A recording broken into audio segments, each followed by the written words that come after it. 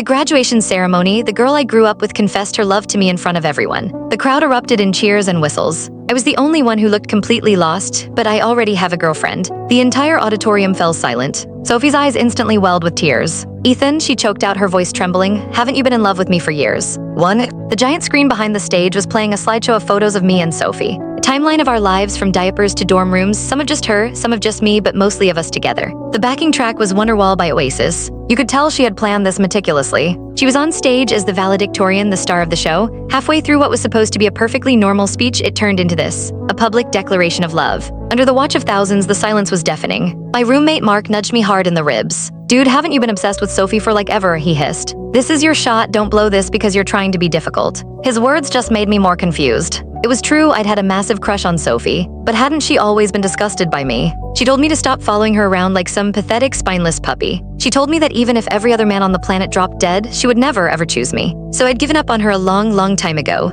2. My mom and Sophie's mom, Penny, are best friends. Growing up, the one thing I heard constantly from Aunt Penny was that she was reserving me to be Sophie's future husband. When I was little and didn't know any better, I'd grin and agree, even promising I'd have a whole bunch of kids with my Sophie girl. When I got older, I'd just scratch the back of my neck and blush, my ears burning hot. We were always together, a package deal, and Sophie never publicly contradicted the assumption about our relationship. It made me believe that maybe someday Sophie and I really would get married. That belief lasted right up until high school graduation. When it was time to apply for college, my first choice was a university that had the best program for my major. When Sophie's parents found out, they immediately started pressuring her to give up her dream school. "If you and Ethan go to the same school, you can look after your future husband," her dad said over dinner one night. "Exactly," Aunt Penny chimed in. "It's good for you two to have each other for support." "So does this mean I should start saving for the wedding?" my mom joked. The conversation around the dinner table was spiraling into fantasy. I kept my head down, my face flushed, completely missing the fact that Sophie's expression was growing darker and darker by the second. Suddenly, she slammed her hands on the table and shot to her feet. "Can't you see I don't like him?" she yelled, her voice shaking with rage. "He follows me everywhere, so damn needy, have some self-respect." Her outburst froze me in my seat.